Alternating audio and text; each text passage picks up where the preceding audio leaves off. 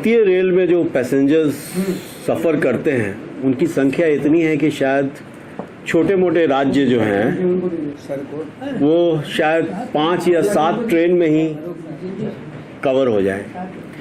आजकल एक देख रहे हैं कि ये जो खासकर आप पटना रेलवे एसपी हैं, तो ये जो नशा का जो व्यापार है जिसमें शराब भी है, गांजा भी है, ड्रग्स भी है, हेरोइन भी है, ये इसका स्मगलिंग काफ़ी हो रहा है और इसमें महिलाओं का बहुत बड़ा पार्टिसिपेशन है।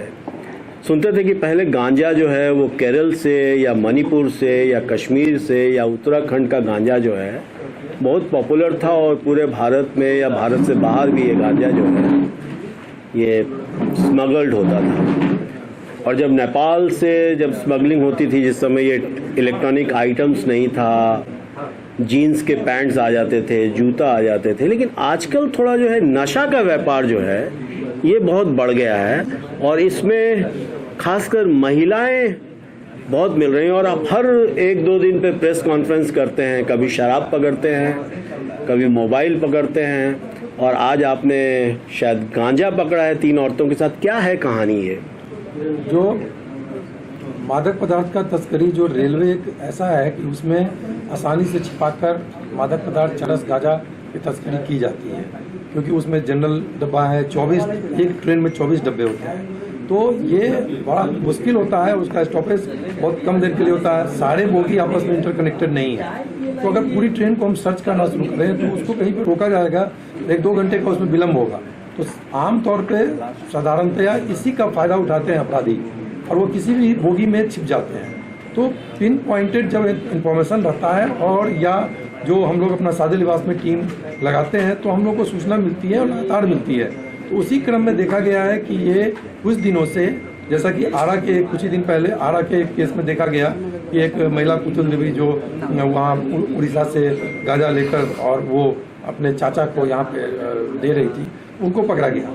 और इसी क्रम में कल जो है पुरुषोत्तम एक्सप्रेस जब आई तो सूचना पहले से प्राप्त थी, उसी में हम लोगों ने सघन तलाशी की तो कोटिको क्षेत्र से 3 ट्रॉली के साथ 3 महिलाओं को पकड़ा गया। किरण देवी जो कि कौशाम्बी उत्तर प्रदेश की हैं, सीता नायक और जिले नायक जो कि कटक उड़ीसा की हैं। तो इसमें यह एक ट्रेंड देखा जा रहा है रेल में, खास करके विगत कुछ दिनों से, कि महिलाओं के द्वारा अपराध जो हो रहे हैं उसमें वो शामिल हो रही हैं, क्योंकि किसी का ध्यान नहीं जाए। पुलिस का आमतौर पर ध्यान महिलाओं की तरफ जाता नहीं है, चाहे किसी और प्रकार का मोबाइल चोरी करने की। क्योंकि इस बीच में जो हम लोगों ने देखा है, जो पटना गया रेलखंड है उसमें खास करके पैसेंजर ट्रेन में लगातार शिकायत प्राप्त हो रही थी महिला चोरों का, जिनके द्वारा की मोबाइल चोरी की जाती है। तो रेल पुलिस के द्वारा लगातार कार्रवाई की गई है और पटना गया रेलखंड में कई पैसेंजर ट्रेन से कई महिला के गैंग को हम लोगों ने पकड़ा है, जो कि वेस्ट बंगाल के थे, जो कि उत्तर प्रदेश के थे, बक्सर का भी गैंग पकड़ा गया है। तो और इधर ये 2 बार से महिलाओं के द्वारा कैरियर के रूप में ये गांजा का तस्करी का मामला सामने आया है। तो हम ये देख रहे हैं कि विगत कुछ दिनों से कि ये जरूर ये बदलाव नजर आ रहा है कि महिलाएं पकड़ में न आए, पुलिस का ध्यान न जाए और बच्चे भी इनके साथ हैं।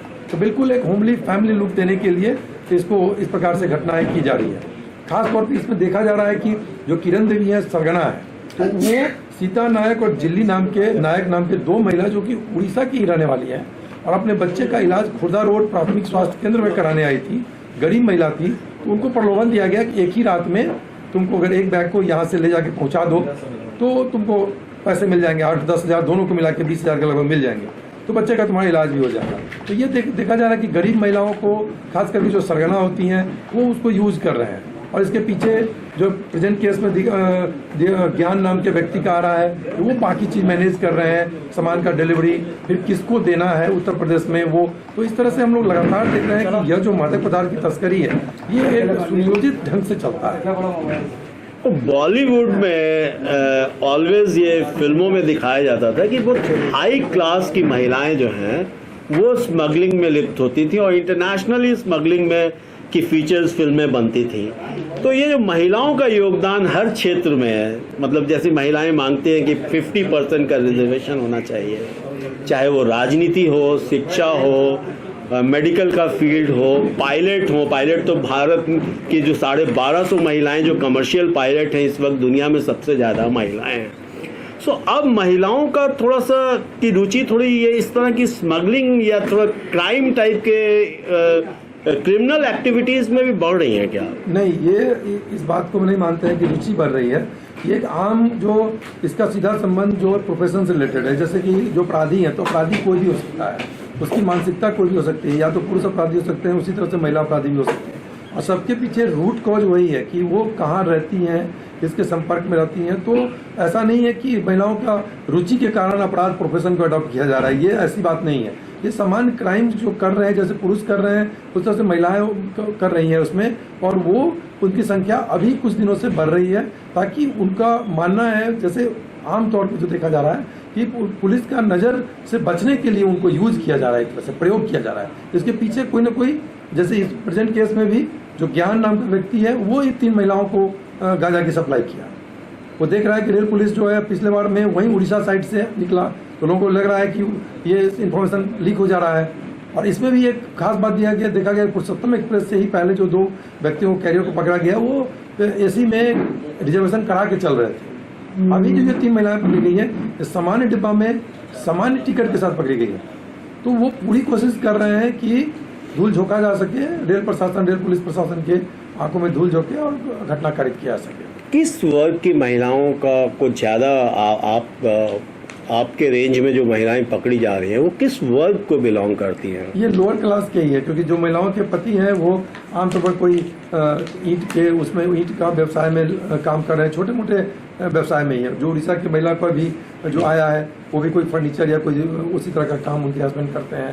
तो आमतौर पर जो नीचे के तबका की महिलाएं हैं उनका ही ये लोग एक तरह से यूज किया जा रहा है। उनको समझ कम है, उनको पता भी नहीं होगा, हो सकता है कि उसमें गांजा हो। उनको सीधे कहा गया होगा कि एक बैग ले चलो और हम उसके बदले तुमको पैसा देंगे।